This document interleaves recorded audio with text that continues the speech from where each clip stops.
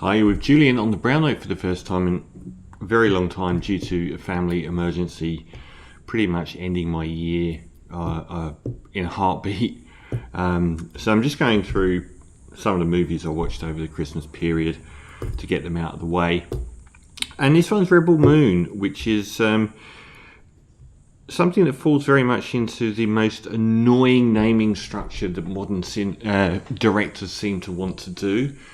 An appalling name. Rebel Moon's fine, but Rebel Moon and calling it Rebel Moon dash Part 1 colon A Child of Fire is absolutely awful. I don't know why they keep doing this. So Zack Snyder has, alongside, I would say the most annoying fan bases for any directors are number one, James Cameron, number two, Christopher Nolan, and number three, Zack Snyder. People that will continually hammer you over the head saying that something that is actually terrible is fantastic no matter what. The worst fanboys online, they're always boys. Tenet would be a good example. I mean, Oppenheimer's a masterpiece. It was my film of the year. Tenet was garbage, and they spent the whole year telling you just don't get it, man. But anyway, Zack Snyder's doesn't have what Cameron and Nolan have, which is a superb filmography. Most of his films have been terrible. The two standouts for me are two of the best comic book adaptations ever. Watchmen, given his filmography, unexpectedly great, given the complexity of the source material, and much love now. And also these, much against my better judgment, Zack Snyder's Justice League I think is one of the greatest, the rival of the best of the MCU world. I thought it was, visually unique, even down to the aspect ratio, and I thought it was, the whole 4-hour thing was quite amazing.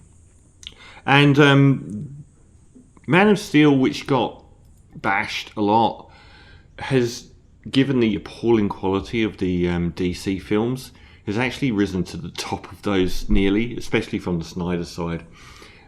It wasn't great, but it's got an awful lot that was great about it. But he's done so many films that, like Sucker Punch, are just so awful. Batman vs Superman is a good example of where Snyder fanboys are awful, because it's objectively terrible, but they still rave about it.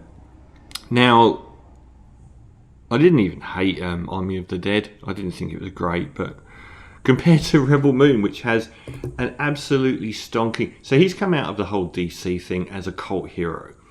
And the fact that the Snyder Cut ended up being so revolutionary in the fact that it wasn't a director's cut, which assumes you're extending or removing stuff that's already there. It was a complete... Like the feel, the tone, everything was different. The dialogue was different. The performances were different. They reshot so much, like $80 million worth of stuff was added to it. It was a different film entirely. So he's come out on high, and as a cult hero, feeling that he was hard done by having Justice League taken off of him, and then the person that did Justice League ending up with one of the biggest piles of shit in movie history. So he's like, he's come back with just the... So his scores for Rebel Moon on Rotten Tomatoes and Metacritic are Olympic level terrible. It's not just, 50%. You're talking 23%. That is in a rarefied group of films on how bad it is. And 31% on Metacritic, indicating an average of 3.1 out of 10. That is really low. Even most of the poor post-MCU Endgame films are going to get, 46%, 50% on Metacritic. And this is like the worst reviewed of all of them. The film is famously Zack Snyder trying to get on the Star Wars bandwagon, taking them a movie, them saying no for some reason. Perhaps they looked at the movie he was offering, and then him going to Netflix or whoever and spending $170 million making a pointlessly two-part sci-fi movie, which is also going to come out with 2 director's cuts, and it's famously being called the very, very derivatively Star Wars plus the 7 Samurai. And all the Snyder boys are out saying Star Wars was derivative. Yes, Star Wars was inspired by other films and created an entirely new universe on its own. This does not. It just repeats stuff in other films. So we get a farming colony. I must admit I nearly switched it off after 15 minutes because the opening monologue by Anthony Hopkins was so cringe-inducing. Then you see the spaceship coming out of a vagina, which was so unintentionally hilarious. And then you get the noble farming savages, who are various elements of like the Northmen and Braveheart, and they're farming in a technological future, kind of like the people from Star Wars were at the start.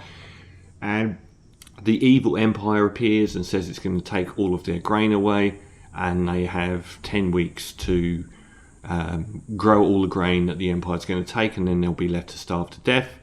So one of the inhabitants of the village ends up murdering the people on the ground, the soldiers left behind to guard the villages and make sure that they do their farming.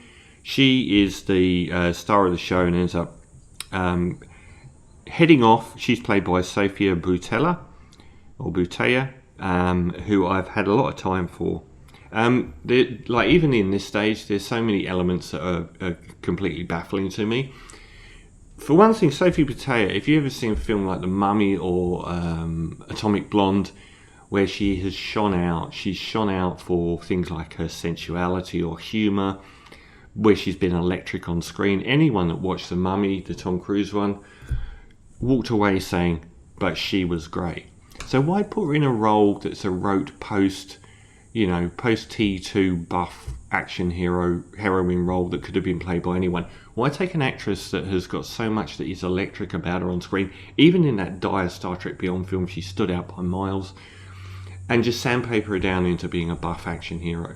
But she plays someone that was a soldier for the evil empire that's been hanging out with the villagers, and one of the villagers has been making doe eyes at her, and the two of them head off to do the 7 Samurai bit where they collect some warriors to go and fight the evil empire.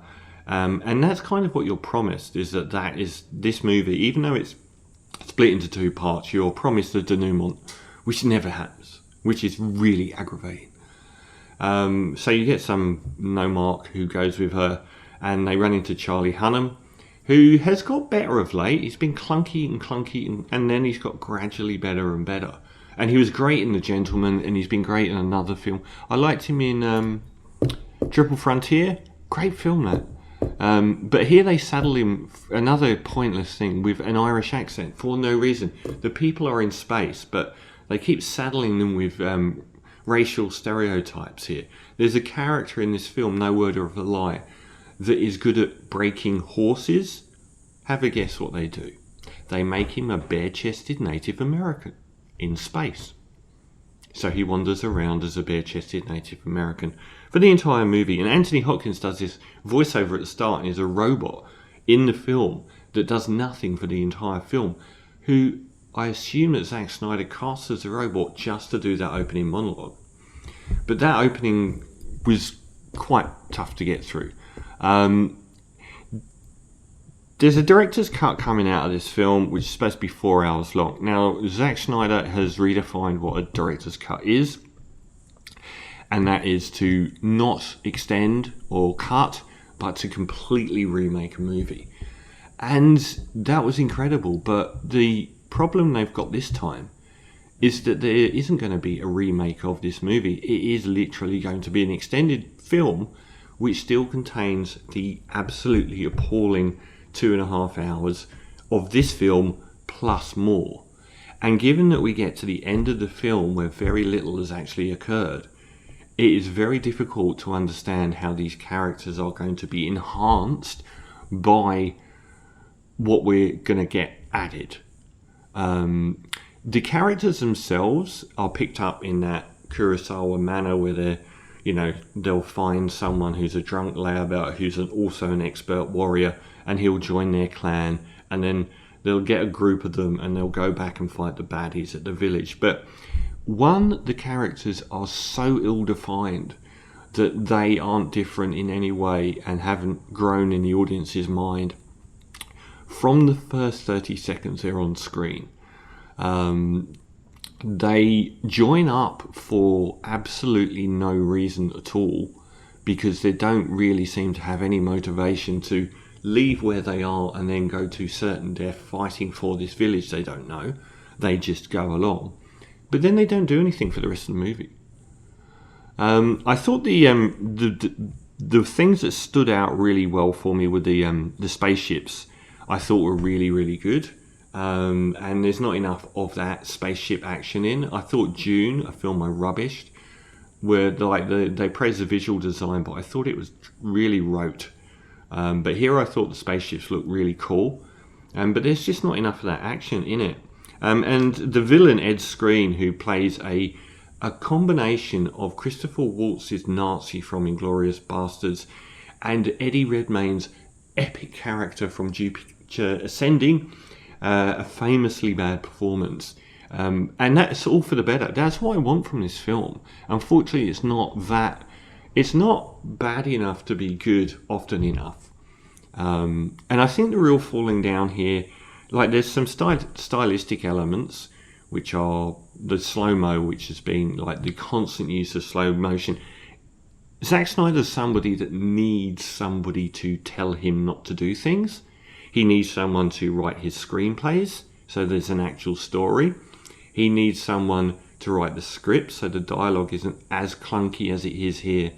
And he needs someone to say, can you just not do the slow-mo thing all the time? Which is, even Snyder fans are just going nuts about, saying, God's sake, can you switch off that slow-mo stuff? So, I mean, no one other than Ed Skrein really stood out. Sophie Boutier's fine. The main problem here as well, apart from what I'm going to get to, which is their derivative nature, is that nothing much happens throughout the whole film.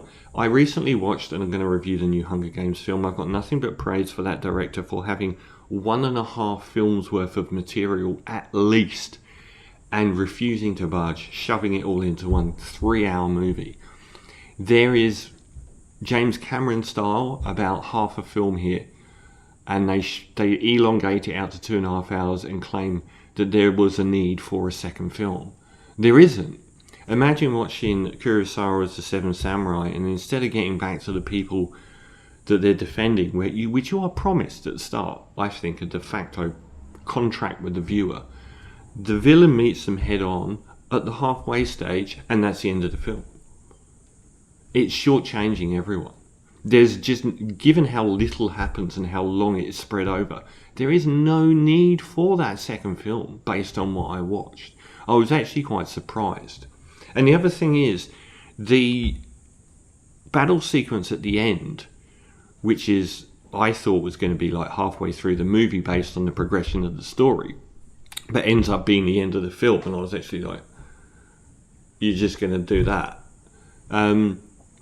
It's a long-form battle sequence that is so badly directed and filmed that I couldn't understand what was happening. I didn't know where any of the characters were, what their fates were, what was going on. And spoiler alert, once it's over, the villain is dead, and they just reanimate the villain and put him straight back in the same position he was within 5 minutes. So the film ends without anything happening. So those are the things that stop it being a guilty pleasure. But it is, and you can almost play a game with it. And the most interesting thing about it is that it's the most derivative film I've ever seen.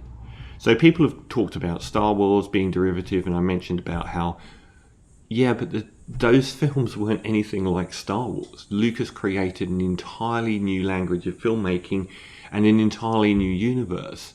Just copying Star Wars by making another Star Wars film isn't doing that. So we've had Star Wars and The Seven Samurai. But there's a raft of films that this film just seems like Zack Snyder sat down and wrote down a list of his 100 favourite scenes and filmed them verbatim and said that's the story. So we've also got A Bug's Life turns up. One of the weirdest, there's this sequence which is very bad and cringe-inducing and not in any way essential to the plot, where the Native American in space tames a griffin. That is just the same as the Harry Potter sequence, merged with them doing the same with the Flappy Birds in Avatar. We also get, like the Ed Skrein character, a lot of his scenes really reminded me of the Eddie Redmayne scenes in Jupiter Ascending, Valerian, a film I've got a lot of time for. Many people have said that the whole sort of setup is very much the miniature board game, the miniature action battle board game Warhammer 40k. Dune is frequently a reference point. Braveheart, for some reason, and the Northmen, particularly when they're dealing with the villagers. Again, he just gives them accents that no one can handle. The accents are really atrocious, but it's for no reason. It's just bizarre. It's like him saying, make them a bit sort of Nordic and a bit Irish jiggy. I don't know what goes through this guy's head. Battlefield Earth came up. Watching this, the John Travolta Battlefield Earth film. And Battle Beyond the Stars, the Roger Corman film from around 1980, took Star Wars and turned it into the Seven Samurai. Like this is the most derivative film I have ever seen in my life. I would say by the halfway stage, I was curiously entertained by it. I was entertained by constantly trying to work out what movie I was being ripped off. And I also thought, well, they've set up quite a good denouement, because this dreadnought battle station that they're going to fight at the end is going to be great. But then they just ended the film. And I was like, we haven't travelled anywhere. None of the sequences were really memorable. None of the characters were memorable. None of the writing was awful. Both the screenplay and the words spoken by the actors were terrible. And the action sequences Snyder directs are so difficult to follow. Plus he overuses the slow-mo thing. So I would watch it as a semi-guilty pleasure. And I will watch the follow-up, I think. But that's for free. And that's for free at home. There is no way on God's green earth you would ever go and pay to watch this dross in the cinema. But one of his worst, not as bad as something like Sucker Punch, not as dreary as something like Batman vs Superman, but certainly Rebel Moon, with the very long title for no apparent reason, is definitely an appalling film, but in some ways a curiously fun one, just not how the director intended. So I'm going to give it a 3.5 out of 10 for Rebel Moon.